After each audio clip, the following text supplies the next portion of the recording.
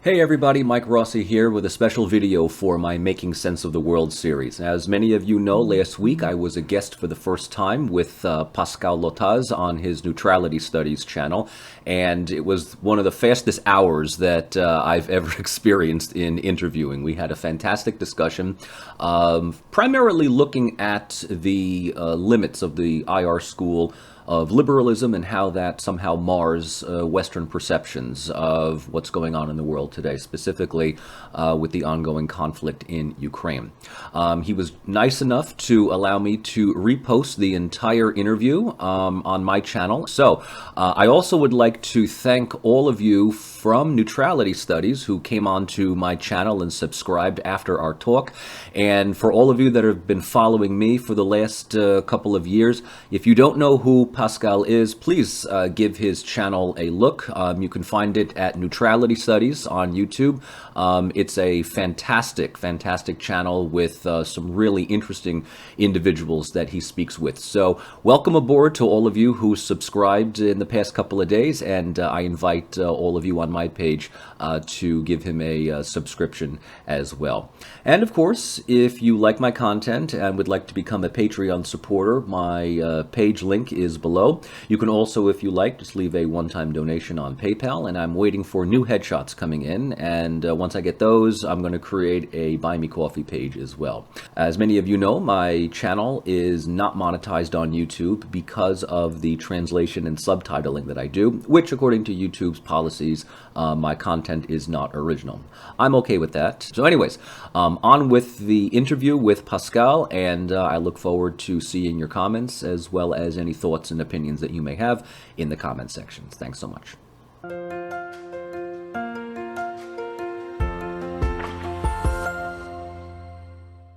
Hello, everybody. This is Pascal from Neutrality Studies, and today I'm talking to Dr. Michael Rossi, who's a lecturer at Rutgers University, New Jersey, where he teaches political science and international relations, focusing especially on the connection between culture and politics. He's also the host of the YouTube channel Michael Rossi Poli, on which he keeps publishing very valuable primary sources in the form of uncommented speeches as press releases from the Russian state, what they have been officially saying about what's happening in international relations. And he's also making videos where he gives comments about what is happening in international relations. And recently I've seen he's also started doing very great interviews, like with the ever brilliant Nikolai Petro, whom we have had on this channel too. So Michael Rossi is a scholar and a YouTuber, and it's always a pleasure to talking to people who want to approach international relations publicly. And I'm happy to finally have him here on this channel. Michael, welcome. Thank you, Pascal. Welcome. I hope that this is the first of many conversations that you and I have. Let me just also say that I appreciate the reach out, the email that you had sent me in less than a week ago, and how quickly we were able to coordinate and lock in a time to have a discussion. So I'm delighted and honored to be a guest first time on your channel. And I'm very happy that you said yes so quickly, because, your channel is one of those that I've been following for quite a while now, because you've been giving me very valuable information about what is happening in Russia. Because I don't speak Russian. I don't speak Ukrainian. That's one of the problems I have. But then your work is one of these gateways to get there, to understand what these people are actually saying. But before we go into your YouTube foray and what you're doing there, I would like to understand a little bit where you're coming from academically and intellectually. I've seen you're doing comparative political science. I've seen you also do Greek studies, political things. I don't know. Can you please tell me a little bit, what's your academic background? What fascinates you in? So I have been in the academic business now for more than 20 years. As you rightly point out, I do sort of a number of things within two major subfields of political science: comparative politics first, international relations second. The two of them are always interconnected. I mean, you cannot do IR without comparative and vice versa. So I got my PhD in political science in 2009, specifically within comparative politics. And I was looking at cultural approaches, the role of cultural identity, and more specifically, the importance of historical memory in how democratic transitions can facilitate a more qualitative understanding of democracy within generally any country, more specifically countries of the former Yugoslavia. And even more specifically, I was looking at Serbia as a primary case study. I have been to Serbia multiple times. I've lived in Serbia. I have colleagues there. I have sort of an emotional academic attachment to the place. And as you well know, Serbia remains one of those partial pariahs within the European Union.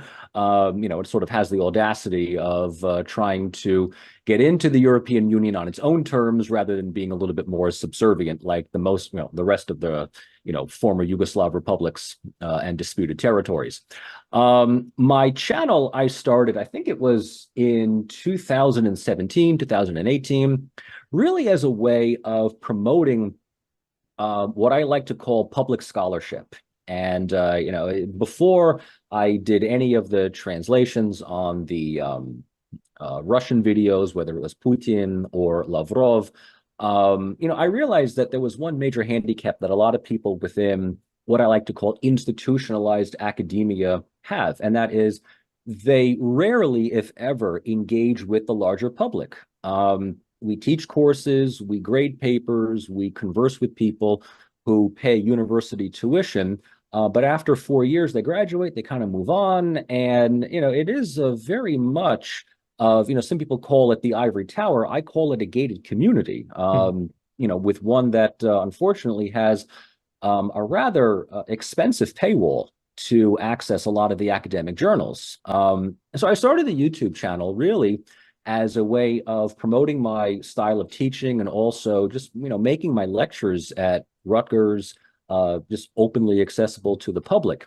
The whole initiative in translating the videos, translating the speeches, the press conferences that Vladimir Putin, Sergei Lavrov, and initially I'd also had done Volodymyr Zelensky as well, was that at the outbreak of the start of the special military operation, there was really a lack of two things in the West. Number one, the entire speech, the entire address, the entire press conference that was given, because they were oftentimes given in little bits and pieces for the media. And usually it was, the most provocative thing that was said, but for the most part, these things were, sort of taken out of context. And the second was that once the invasion had started, Western media had almost blocked everything coming out of Russia. And everything that we get from the ongoing conflict in Ukraine, for better or for worse, is largely taken on faith from what the Kiev government tells us.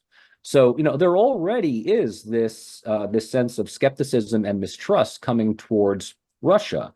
And I was in Tashkent at the time, and I decided for my page I was going to post, because I had access to the full speech that Putin had given regarding his rationale for intervening in Ukraine. And I guess I had some time on my hands, and I provided the subtitles and the translations as primary sources, as you rightly point out, as primary sources. There's no edits, there's no opinions, there's no commentary. It is take it as it is, and the page just blew up. Prior to that, I had roughly over 8,000 subscribers.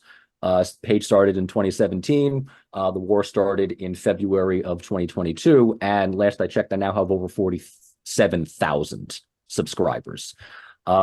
So, one of the things that I've constantly received from many of my followers is that, and I don't know if this is true or not, but I'm one of the few, if only, YouTube channels that just simply provides these things as a public service.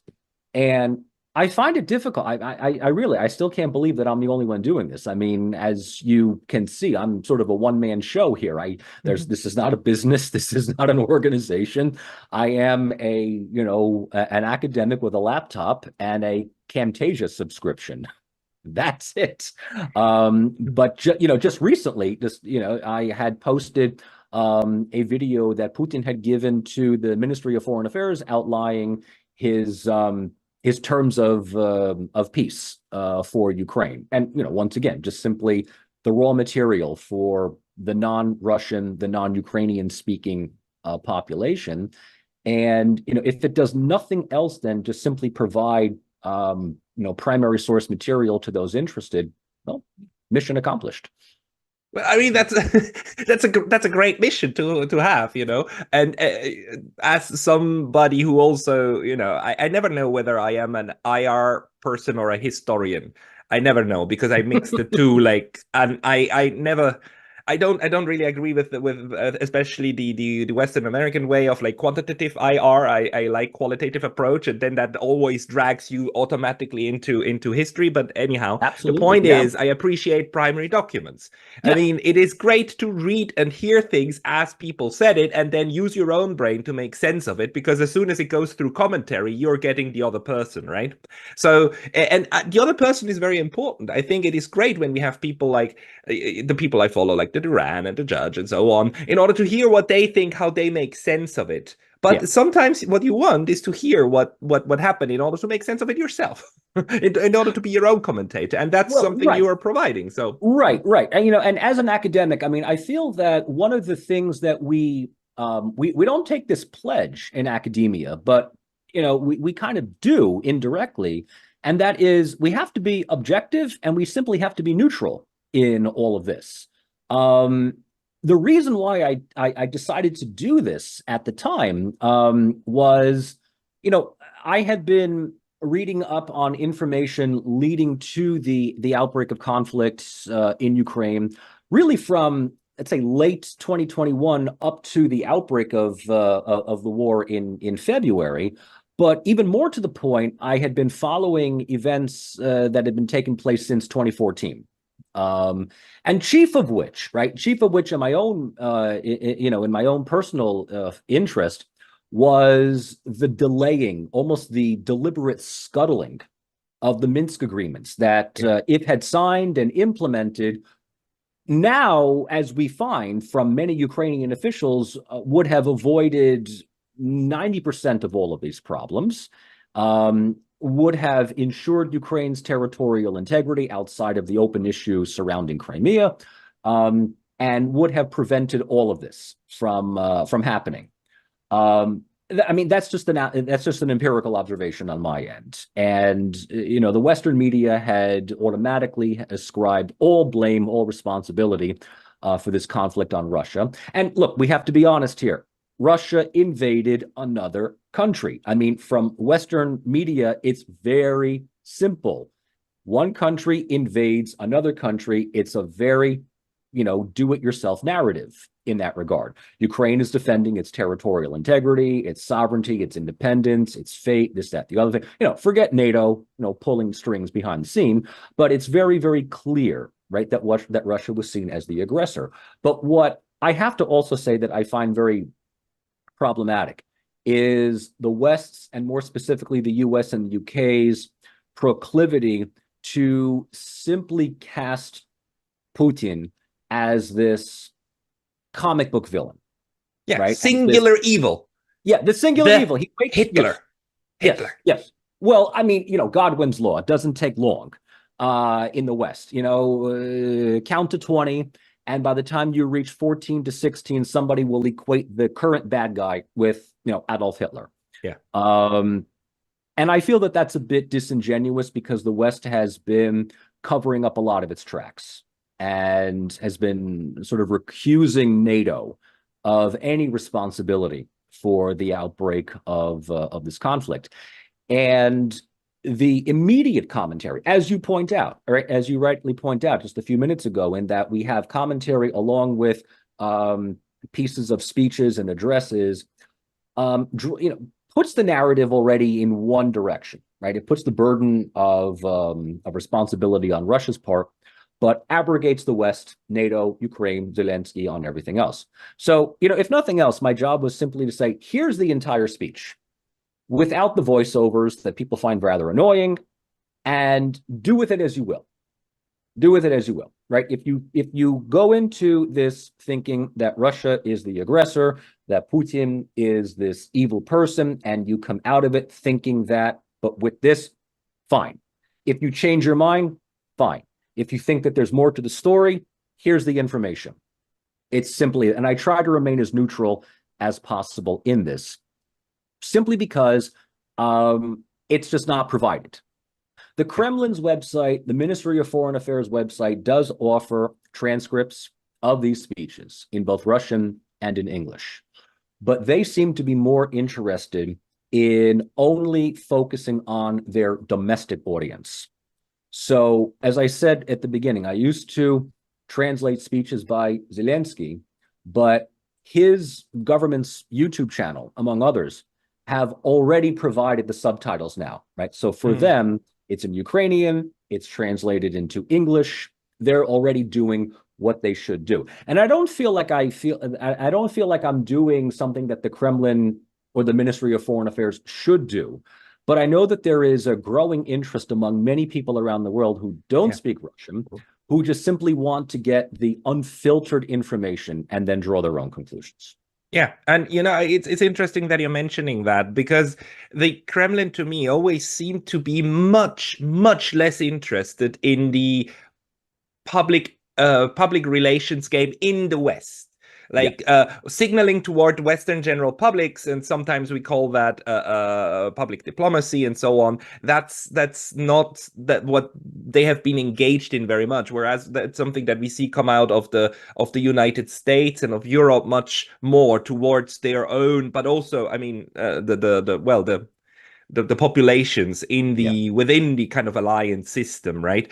The Kremlin though sometimes does this, like, so whenever I find these Kremlin speeches in English, and the Kremlin actually has also English versions of the homepage, but then not all the content is provided in English. But when they do, you know that this is something that they would like to be picked up, which adds to this kind of I think analysis that we need to do, but then making it also available, especially these broadcasts, like the one the speech Mr. Putin gave on Friday, which was a very important one because it was very strategically provided a day before the Swiss Peace Summit, right? So in order to understand what's happening, you want to understand the ping pong going on between these actors that don't actually play with each other. And I think you're providing access to part of that, because what we've seen from the West is trying to shut that out, which goes hand in hand with the vilification of the other one, because vilifying means you need to make sure that this actor is not understood. He needs to look irrational and evil, and then you have your perfect villain, and then you can use military force to fight the villain. So I think making things more understandable is actually super important for political science purposes. Yeah, the role of narrative is really the driving force in foreign policy. If I can maybe go a little bit more abstract here in terms of my own studies within IR, I tend to identify primarily as a constructivist. And I don't know if your audience is familiar with the differences between realism, liberalism, and constructivism. I like to say, right, constructivism, the holy trinity of IR. Yes, basically. I mean, you can throw in Marxism or institutionalism. There's a little downloadable mods for each one. I like to say that constructivism is a downloadable mod to make existing theories of IR more workable. Right? Because at the end of the day, constructivism focuses on the ways in which states perceive other states. And so in that regard, it does a couple of things. It helps us understand why realism continues to be not even the prevailing theory, but really the only omnipotent philosophy within IR. But equally so, why liberalism falls on its biggest paradox. Liberalism tends to be, at least philosophically, much more peaceful, much more integrative, and it's a more proactive theory, a philosophy seeks to end the cycle of perpetual war. But yet, the whole And notion of realism believes that the road to global peace is paved with multiple wars, world wars, and regime changes because we need to make the entire world democratic, but more yeah. specifically, Western democratic. And we need to point out that academic liberalism in IR is not the same as political liberalism of the Democrats and so on. It's not that type. So it's an Yes, approach yes, just yes. for everybody to understand. Liberalism in our sense doesn't mean the liberals like Ocasio-Cortez. That's not what we mean. We mean an approach to studying IR. Right. Yes, you're absolutely right. Right. So when we talk about, let's say, democratic liberalism, it's the individual rights of the citizen over the collective rights of the group. You're absolutely correct. The IR approach to liberalism is seeped within the writings of John Locke, Immanuel Kant, Adam Smith, Woodrow Wilson, among others. But once we get to Wilson, and once we get to, let's say, Ronald Reagan, Bill Clinton, and subsequent U.S. presidents, begin to realize that liberalism tends to operate along an axiom of what I call selective diplomacy. So we will bemoan the lack of human rights in Russia, we will bemoan the lack of human rights in Afghanistan and Iraq, but we'll turn a blind eye to what's happening in Israel, to Saudi Arabia. It's always funny. We never seek regime change in our allies, only those that we don't like. And in that regard, the realists, and I'm sure that you and your viewers are well familiar with the writings of Professor John Mearsheimer, who is the reigning godfather of realism. The Pope of realism. Yeah. He was going through what I like to call numerous victory laps of "I told you so." He has been writing about this since the early 90s. I met him once. He gave a talk at Columbia University a couple of years ago when he was, of all things, talking about his book, The Great Delusion, which I absolutely recommend reading. Although I have to say that as somebody who identifies as a constructivist, I say that most of his arguments could have been made even more airtight if you approach it from that constructivist point of view. Because the United States, the UK, the EU view certain countries in one way over another. So, for instance, if we wake up tomorrow and the UK announces that they are going to be building 10 new nuclear submarines, as far as we're concerned, that's all fine, jolly good. But if Iran or Russia or North Korea are announcing that they're going to be building 10 nuclear subs, well, this is an escalation of the security dilemma. So, liberalism, as Mearsheimer points out, I agree with, is really more or less realism with a particular ideology. What I differ from him is that, all roads lead to realism. Ultimately, there is a rational, logical ethos that the West operates in because they truly believe in the idea that the world can be democratized. And I don't doubt the idea that democracy is universal. But where I find problematic is that the universality of democracy is some kind of evangelizing mission that is undertaken by the West, whether it's the US, the UK, the EU, sort of what have you in that regard. And so it is logical for larger countries like Russia and China, increasingly other countries like India, Iran, among others, to reject this notion. But rejecting it does not necessarily mean that they are anti-Western or that they're anti-American.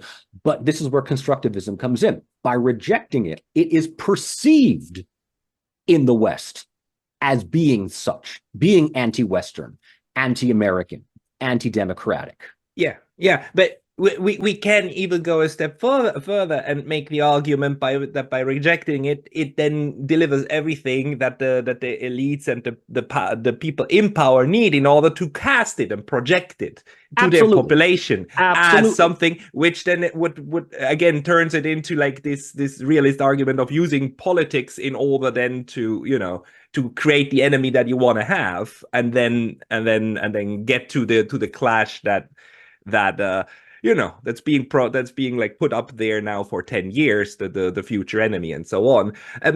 So in this sense, I think, just to make this clear for people out there, I don't think that that realism, liberalism, and constructivism work against each other. They just have different points of departure and different aspects of the same thing that you're looking at. I really very much like the image of the elephant, right? And the wise men who are around the elephant, and one says it's an animal with a trunk, the other one says it's an animal with a tail. You're like, no, it's an animal with a tusk, and then they start fighting.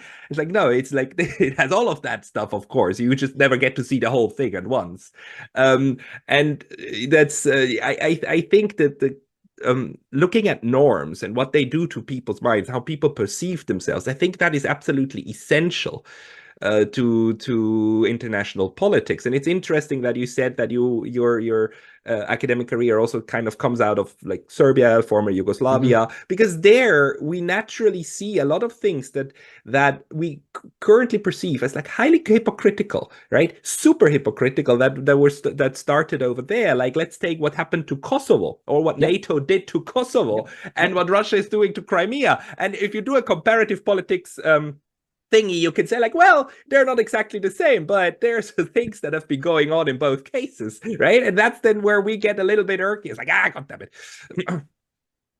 Yeah, I mean, I brought up the idea of the Kosovo precedent in my previous video when I was analyzing both the peace proposals, both the one that Putin had given on the 14th of June, and then what came out of the Switzerland Peace Summit, which was, now that I think about it, much more watered down than the original Zelensky formula that that was offered. But Putin did bring up this idea of Kosovo, which, as you know, as many of your viewers already know, right? Russia supports Serbia's side on this idea of Kosovo being what I call a parastate. And some within the academic field refer to these territorial entities like Kosovo, Nagorno-Karabakh, Northern Cyprus, Transnistria as de facto states.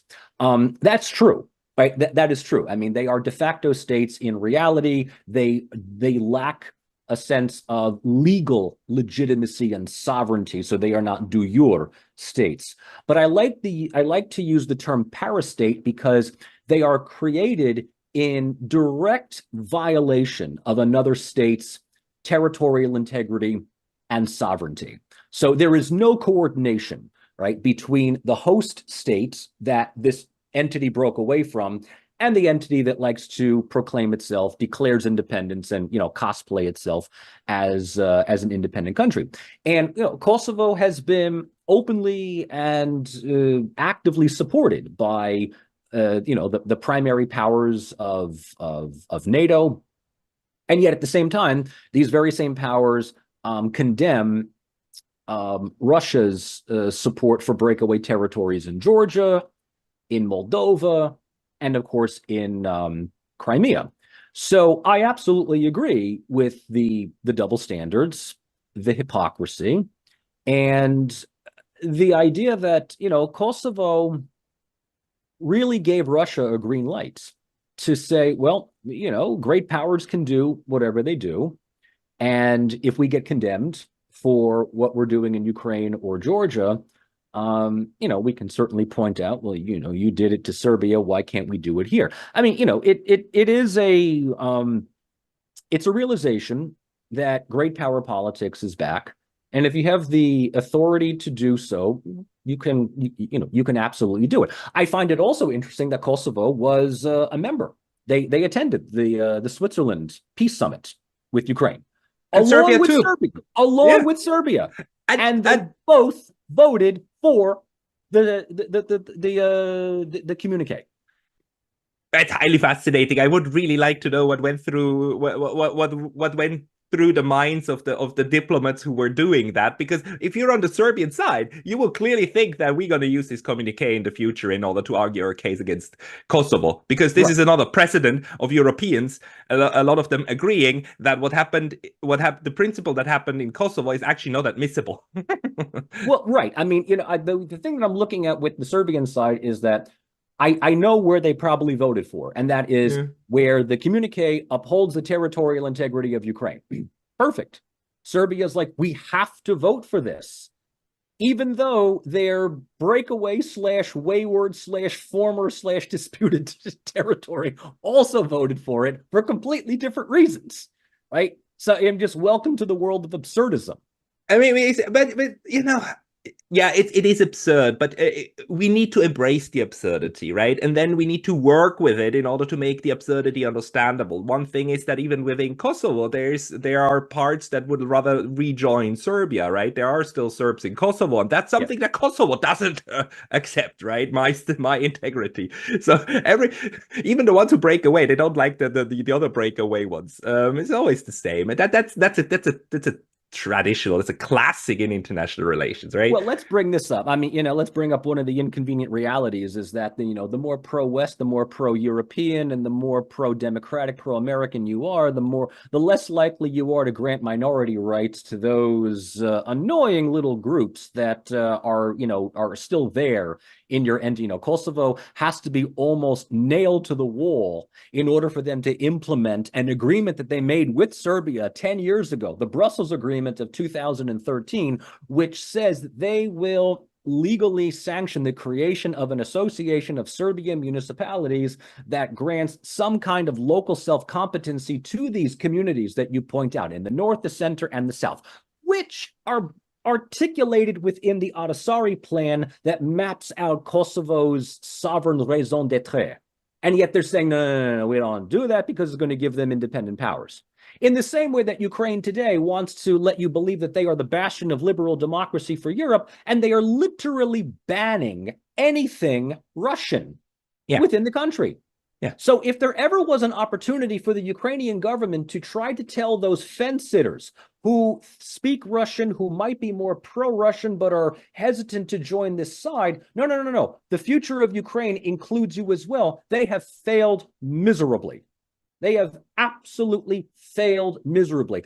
And I'm not even going to bring up the idea that, the rehabilitation of a whole bunch of anti-communist heroes in the 1940s is really a nice way of rehabilitating Nazi collaborators. I mean, and that's that's where I and a lot of people who watch us, because they're looking for some sort of explanation and sanity in international in like political analysis. That's why we get angry, because the speech acts and the reality that a certain group of people tries to create and portrays and says this is real. This is the actual reality. And what we are seeing, especially when we go down the chain of what happened in conflicts, right? If you go 20, 25 years back in order to understand them, which is what we are supposed to do, then we find utter discrepancy, right? Between what is professed as reality and what we actually find in our own analysis of things. And this hurts. It hurts me. It's like this cognitive discrepancy then hurts. And then we need to somehow make sense of this, because we also have the problem that we're living in what we believe to be liberal societies where, discourse reigns supreme and freedom of expression. And, we're so enlightened because everybody can talk. And then we always figure out what's correct. We always know what's real. But the people who say that are the ones who then reject this kind of reality on the ground that is so barely clear to the eyes. This is a problem to us, yes. To me at least. This doesn't make sense. Well, that makes two of us. I have dealt with a significant amount of cognitive dissonance, not just within the academic world, but especially within the policymaking world. I can understand the policymaking world. I can understand that because you have an agenda, you have a purpose, you have a goal, right? You're paid to effectively be this, type of biased. In the academic world, it really depends. I mean, there are some, people like Mearsheimer certainly he hasn't said anything that deviates from his positions over the past 30 to 35 years. No, he's very consistent. Yes. Very consistent. Yes. But you also mention, one of our mutual colleagues, Dr. Nikolai Petro, whom I've known and have been a good friend and colleague with for now about 20 or so years. He actually served as my outside reader for my dissertation back in 2009. I mean, so he has been, more than willing to be a guest speaker, not just on my channel, but in my classes where I teach, studies of post-communist transition, Russian foreign policy, among others. He certainly has his critics who see him as more pro-Russian than Ukrainian, although his knowledge of Ukrainian politics is unquestioned. And his personal connection to Ukraine as well. It's like he has absolute personal connections to it. There's no question about it. He's written numerous articles about it. One of the articles that I find the most useful, among other things, simply because of the title, is his article, "Are We Reading Russia Right?" And the title of this article is effectively the question of the day. Are we reading Russia right? Are we perceiving them right? Or are we just presuming that they are the simple mental aggressor that they are? This isn't meant to condone, this isn't meant to excuse the invasion or their own actions within the conflict, but to suggest that NATO, Ukraine, the West had no responsibility for the outbreak of conflict in February, and the continuation of that conflict up until now requires a lot of leap in logic, in my part. Like I said, it doesn't get Russia off the hook. Russia has its own responsibilities for what it does and whatever. But at the same time, I'd like to think that as an academic, could this have all been avoided? Could the West have reached an agreement with Russia to simply designate Ukraine as neutral territory, non-aligned? Russia has said they had absolutely no problem with Ukraine eventually joining the European Union. NATO was a red line item. The same thing goes with Georgia and Moldova. And for some, this is, quite a reasonable compromise from Moscow. If you're on Team West, if you're on Team NATO, no negotiations with Russia whatsoever. There are certain countries, if you are, if you ascribe to that whole idea of Team Western liberalism, and here this is, IR liberalism, okay? There are countries that you just simply don't treat with. Russia, China, Cuba, Iran, among Syria, North Korea. It's getting bigger. Actually, the list is getting bigger and bigger. Well, the list gets bigger and bigger, but it's sort of like I'm a citizen of the United States. I've lived here, all my life, except when I'm living overseas. We're the only great country in the world that says to things like, we don't want to deal with Cuba because we don't like you. We're not going to deal with North Korea because we don't like you. We're not going to deal with Iran because, we don't like you. It's like, you're either insanely powerful for you to say that, or you are stuck in a time warp, desperately trying to convince not only yourself, but the rest of the world that it's 1993. Yeah. And it doesn't work anymore. The world is multipolar. And if you still want to believe that you're the only unipolar power in the world, and that everybody that doesn't follow you immediately is an enemy, I mean, I know that I'm making this more simplistic than it is, but I mean, it's no wonder that the only friends the United States has is countries of NATO and the EU, which I have to say at this point, EU is little more than the economic appendage of NATO, and NATO is the military wing of the United States. I know we are sort of gravitating. I completely agree. I mean, NATO has morphed from something relatively weak back in '49 into something extremely strong these days, and into a. It's really interesting. I mean, this famous dictum of Hastings, the first Secretary General, right? NATO's purpose is to keep the Americans in, the Germans down, and the Russians out. Or I think those were that's the original three. That's the original three. In, the Germans down, the Russians out, the English relevant, and the French happy. That's an even more lovely, more lovely five. But by now it's really like a instrument in all it's an instrument of power projection, right? And the fascinating thing to me, and why I think that the next 20 years we're going to have a lot of scholarship to do, is because we're going through, when it comes to Europe, to Western Europe. We have an utter crisis of realism because what these European states are doing currently is not in their own best interest. They are actively ignoring things like the fact that, somebody just blew up one of the biggest infrastructure projects of Europe, right? And they just turn a blind eye to it. And they are willing to risk nuclear war in Europe, over the interests of the patron state. And this is going to be very hard to explain in realist terms. This is then where we need other things to happen. And this is what's causing a lot of issues for me right now to wrap my head around it. But part of that thing is, of course, a mental spiral and of maybe even a mass formation event where you start believing a version of reality, which once you step out of it, will look absolutely utterly dumb. But when you're inside it, it's a little bit like Jehovah's Witness or like Scientology. Once you're inside the bubble, you're you're completely engulfed by it.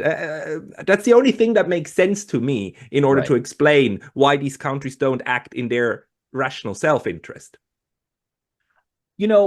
I was thinking about this not too long ago. I've actually been thinking about this for the last couple of days about, is it rational for Europe to think the way that it does?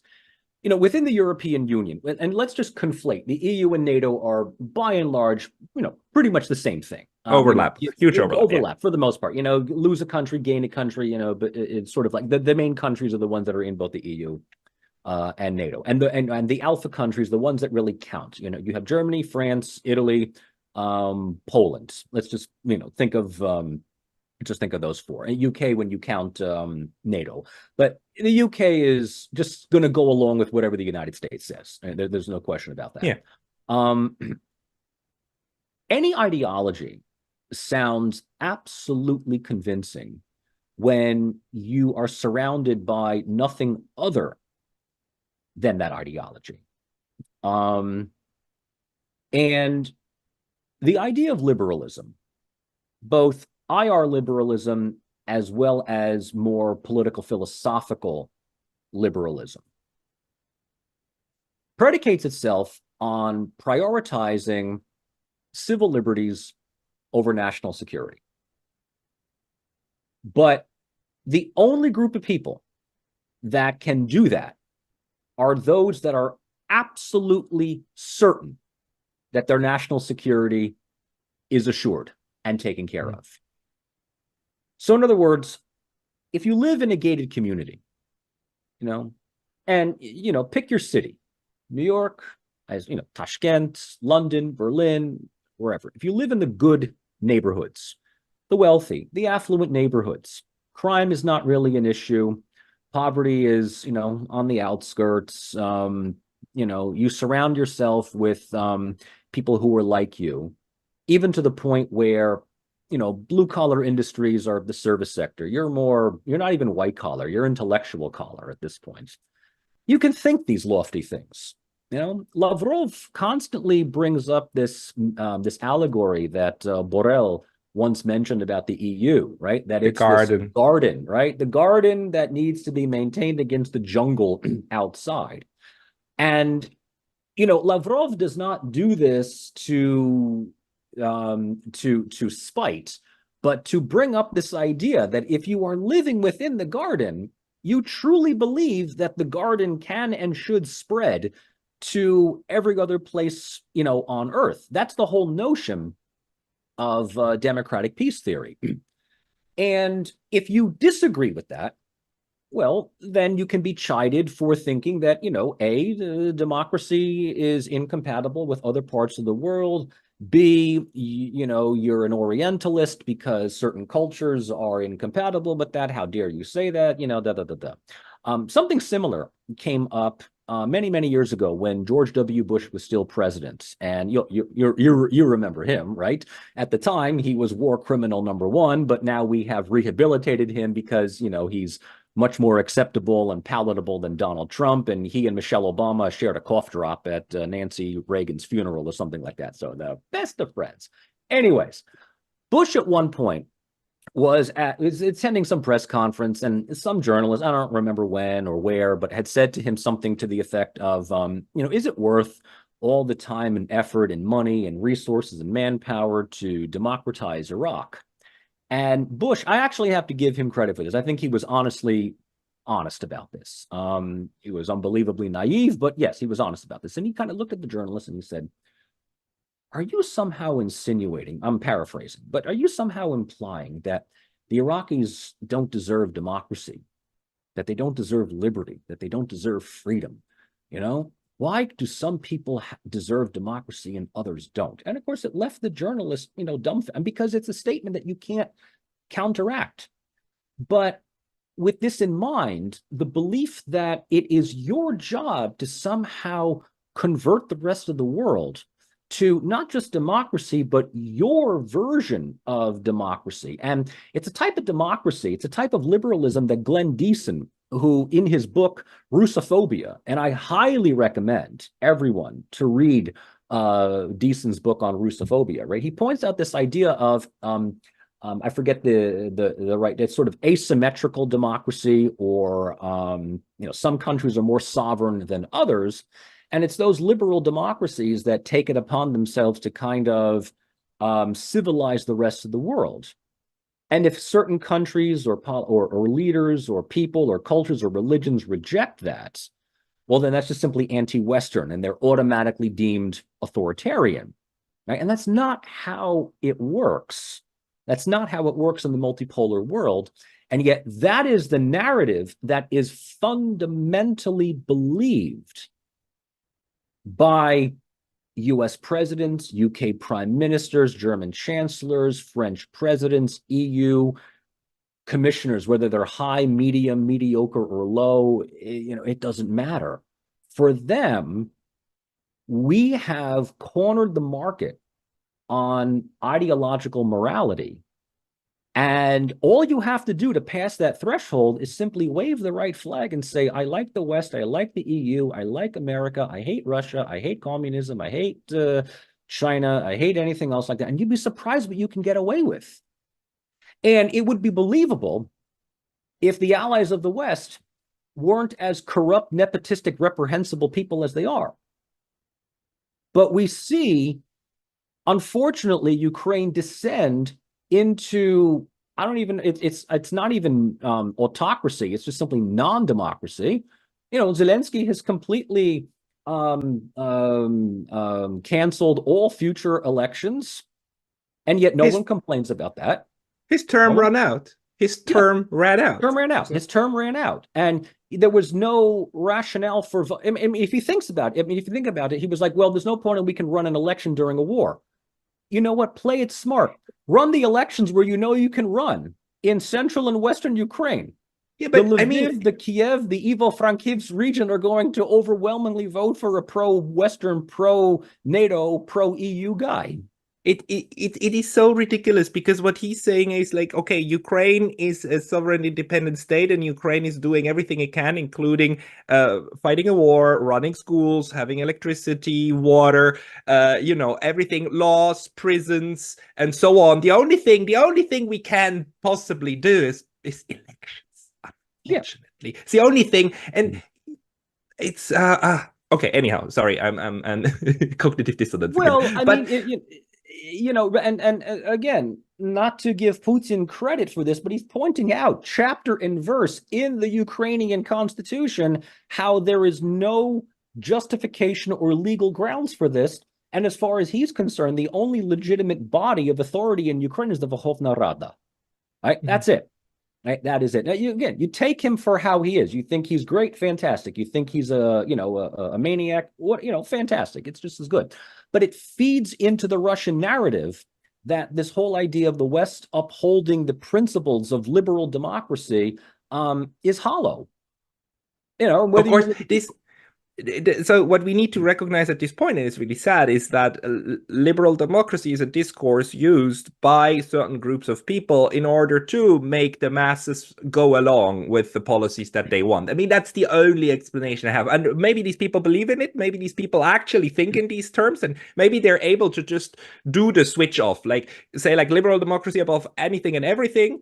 while still having like super weapons trade with Israel and with Saudi Arabia too, right? And include Saudi Arabia in that gang, and they're maybe mentally they're able to just turn a blind eye to that and not even so that it doesn't hurt them mentally, right? And Right. then they suddenly become we need to accept other cultures and stuff like that. So this But is the and then the other side, the interesting thing, and that's I think where it is important, especially what you're doing to come back to this one to translate, is that when we especially when we use a realist lens and we try to understand why people take certain decisions, why countries do certain things, is we need to understand how they reason on the inside, right?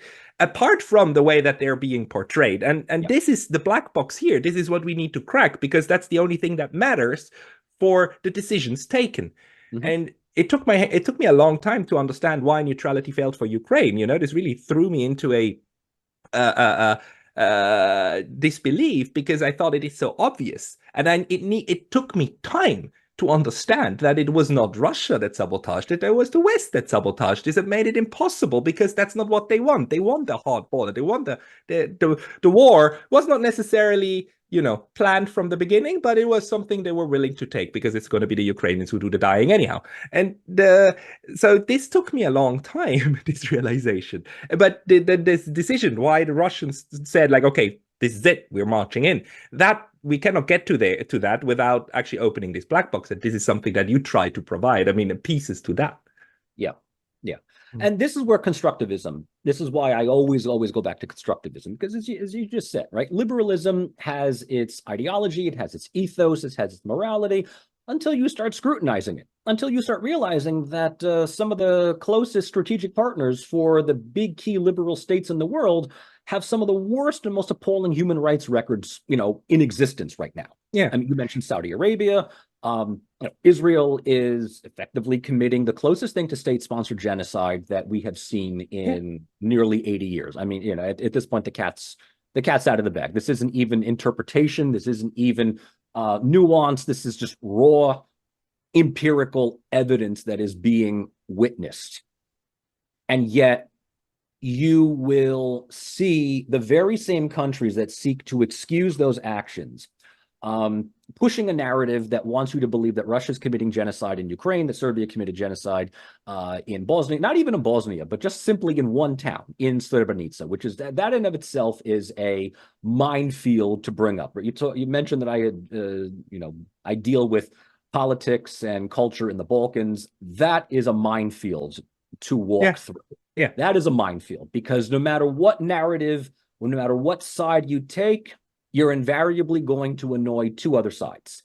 Yeah. Just because everybody is engaged in their own form of incestuous historical memory. That's something we can maybe talk about down the road here. That's something we can do down the road here. But when it comes to what I think you and I both agree on as the limitations of liberalism, realists like Mearsheimer and Stephen Waltz, these are the two big, two top ones today.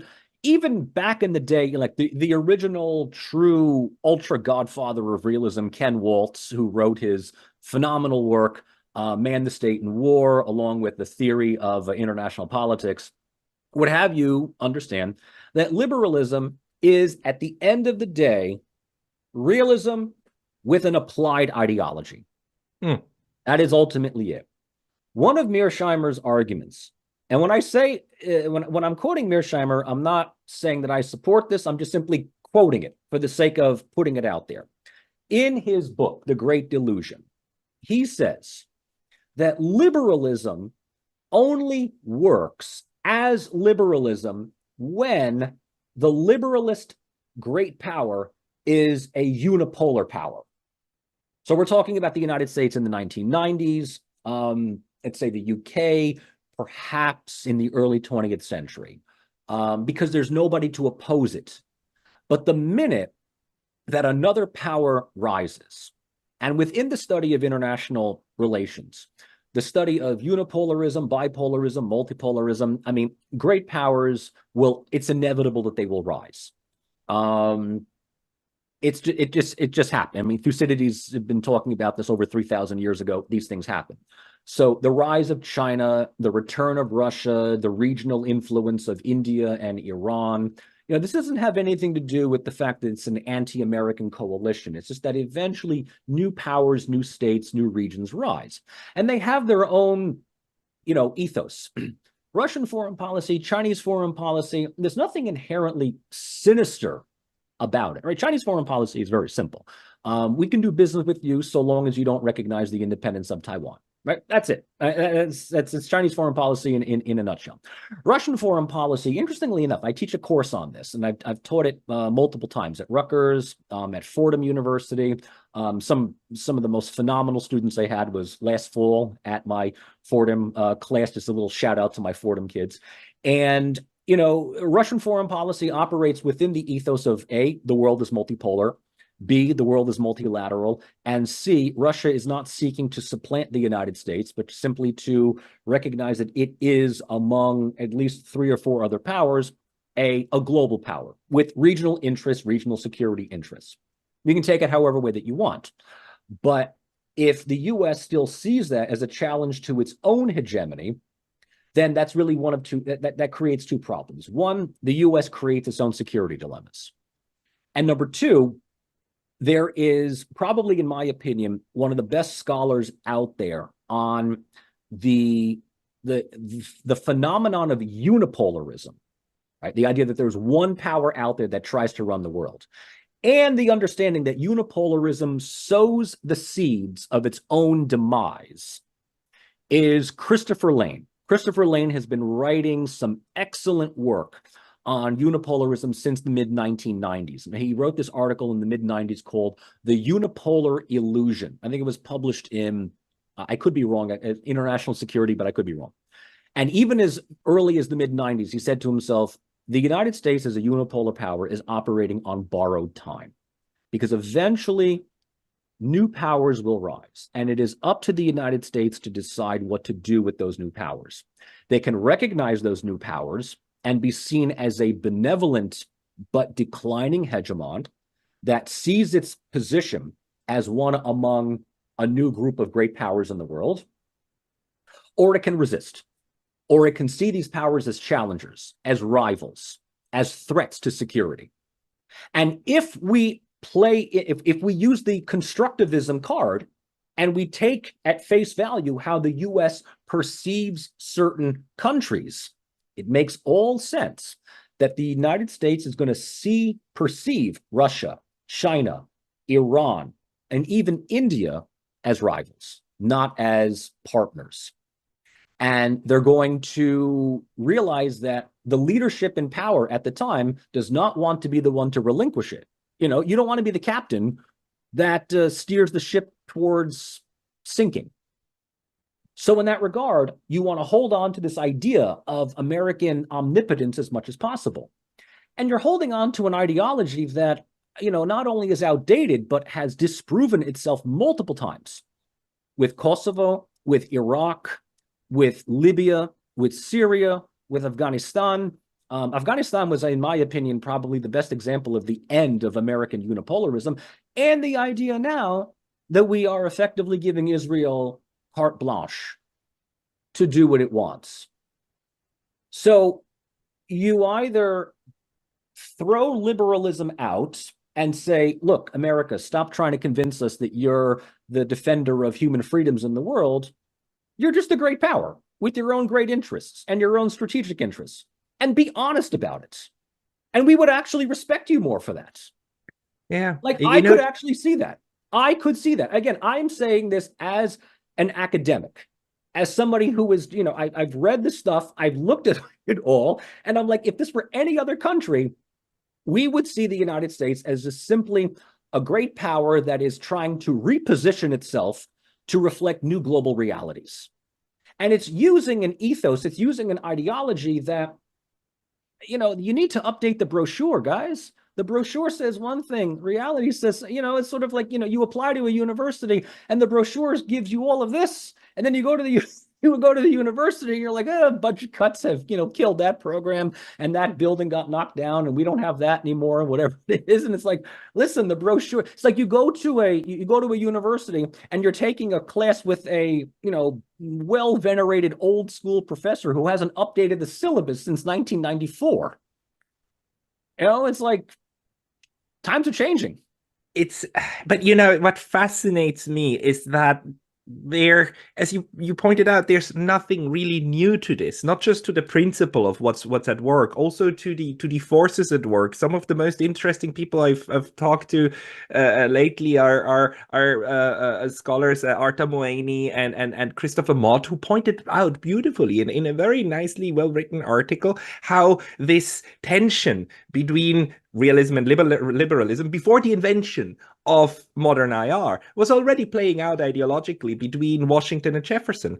And how there were different visions of how the country should work, and they were competing from the beginning, and we find this in other places too. So there's something very human, very innate in the disagreement, and then out of the disagreement and out of the inability to completely capture the state, then come contradictory policies, and they, together with policies from others, they then make up the world. And I keep saying, look, we are 8 billion people on a planet that is self-organizing, and we are unfortunately bad at self-organizing.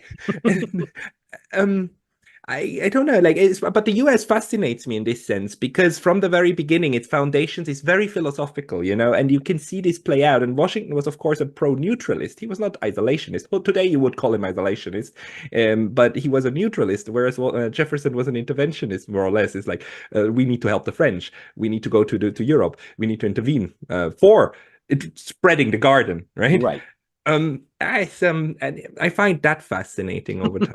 Yeah, you're absolutely correct. And there's a couple of things I want to point out with that, is that the school of liberalism, and this is pointed out by many realists and neorealists, Morgenthau and E.H. Carr was one of the, actually E.H. Carr, who wrote this great work, The 20 Years Crisis.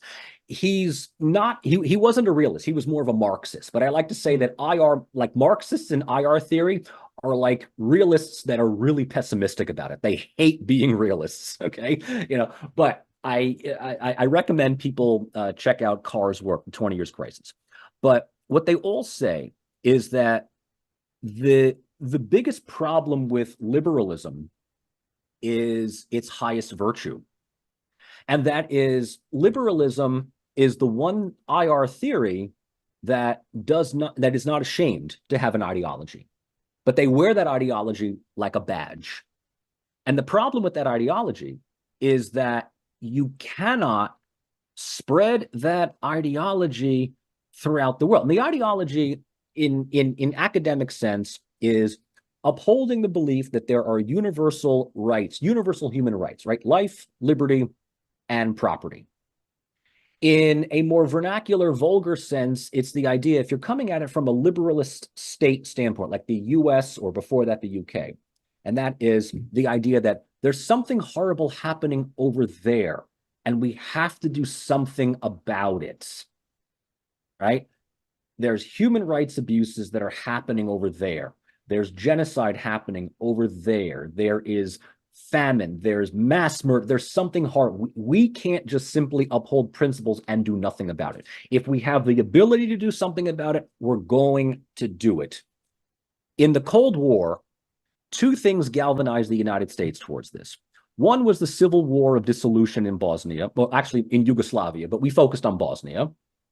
And the other one was Somalia, if you remember Somalia, right? Somalia, and that was just simply the idea of just starving people. And we saw them on TV. We saw starving children, we saw starving people, and we're like, we have to do something about this. We cannot sit by and do nothing. Now that, from the liberalist brochure, is quite noble, because it means that if we have the power to intervene for the force of good, we will do so. In the real world, it doesn't work like that. In the real world, we feel, the pangs of humanitarian necessity in countries and regions where we don't have any vested interest in. So human rights abuses will take place in Saudi Arabia. We won't do anything. Open genocide is happening against the Palestinians. We will not do anything about that. Human rights abuses have continued unabated since the Taliban came back to power in Afghanistan. We don't care about that anymore, right? So we're forced to look at places that, the media wants us to look at. Ukraine, among one thing. And, prior to that was, pick the people that you want to suddenly feel sorry for, and ignore, all the rest. Okay. Which in that sense kind of abrogates the whole notion of liberalism. And it's really more done out of self-interest and, opportunism, right? That's where liberalism collapses into exactly. just a tool of power of a realist world. Exactly. Let's go back to Kosovo. We intervened in Kosovo because we felt that we had to stop human rights abuses. Okay, we did. But what did we end up doing? We reversed the human rights abuses. So the people that were previously being abused are now abusing the Serbs. And the Serbs that are resisting, in Kosovo are now seen as anti-democratic Russian agents, Serbian nationalists, people who just can't see, the realities of the day. Last I checked, Kosovo is not an independent country, and it's not the 194th member of the United Nations. So in that regard, Serbs that are, fighting back against what they openly see as absolute aggression from a government that likes to mask itself as pro-democratic and pro-Western, but it's ultimately just nationalistic, ethnocentric, and xenophobic, but they use the right hashtags and they have the right photo ops with the right EU officials and can get away with it. And, increasingly with the rise of social media, alternative journalism, numerous, podcasts and YouTube channels, but Telegram channels as well, many begin to see I don't want to say an alternative, but they begin to see the stuff that doesn't make it into that doesn't make it into the very sanitized media propagandized. Absolutely. General public. The stuff that doesn't make it into New York Times, Washington Post, BBC, Spiegel, all that kind of good stuff. Which, go back to our discussion of narrative, go back to our discussion of propaganda and anti-propaganda. Anybody that brings up something about what they see in Telegram in the West is automatically going to be seen as pro-Russian. There's nothing pro-Russian about Telegram, but it's just simply unfiltered. But the burden of authenticity is oftentimes laid at your doorstep. Whereas those that just simply quote chapter and verse from, WAPO, New York Times, The Atlantic, or other Western-backed NGOs can say whatever they want. And when someone asks, what are your sources? Dude, trust me. Yeah, exactly. That's also a very, very ancient and old way of not just of control or of perceiving the world. This goes back, really far. For 1,000 years, the Bible was read out only in Latin because that gives the priest the power of interpreting it, and nobody else even knows what it actually says. So you depend on the word, and that's literally what they fought a war over in Europe, right? With the Protestants who had the audacity to translate the Bible so you can understand it yourself. It's so old. And there's a very interesting word in German that we have, like Deutungshoheit. The sovereignty of interpretation. It's sovereignty of interpretation. And this is something that ideologues want to keep to themselves. So that's why they don't like unfiltered information. And that because that allows the masses to make up their own minds. It really fascinates me how this works, but then also inside, like psychologically for people. And that's where I think, and we have to bring it back, we can close the loop. I think that's where your channel comes in, as a great source of primary information for people to actually look and do their investigations. That's what they should do. And you should never trust anyone. You shouldn't trust Putin. You shouldn't trust me. You shouldn't trust maybe you should trust you. I mean, we cannot escape ourselves. I But have my own internal. I have my own internal battles. we cannot escape ourselves, but we shouldn't trust anyone blindly, because not just because these people might be lying, it's because they might not know that they are wrong, right? The best liars are always the ones who believe their own lies, because they are not aware of the fact that what they're saying is untrue. So with that in mind, everybody, check out Michael Rossi's channel. He publishes a lot of very useful content. Is there any other place where people can follow you, Michael? I have let me think now. YouTube is my primary site right now. I do have a LinkedIn profile, which I haven't mentioned. I haven't updated in quite a while. But what I can do is, I know that I mentioned a lot of articles and books that I would recommend to be read, but on my LinkedIn page, I think I have links to the articles that I've written. I have a lot of stuff that I've written about conflict resolution in Kosovo, the role of culture in terms of democratic transition. And the other thing is, a lot of people just email me at my my email account, which is Mike Rossi poli@gmail.com, asking for links to articles or books or other things like that. And, I always, try to respond as quickly as possible. If you like, I mean, I'm happy to continue the conversation in future discussions with you on, many of these topics. We should. One of my things is I want to do a little bit, on the one hand, I want to do counter propaganda to what I see as being relentless from this side. On the other side, I want to forge a network of people also on YouTube in order to kind of help make sense and connect people who I think make sense. So we should continue the discussion, and maybe also bring a talk with Nikolai Petro and others. So but we are already over 1 hour, so we have to wrap it up. Michael Rossi, thank you very much for your time today. Thank you for having me, and I look forward to future conversations with you as well as your viewers.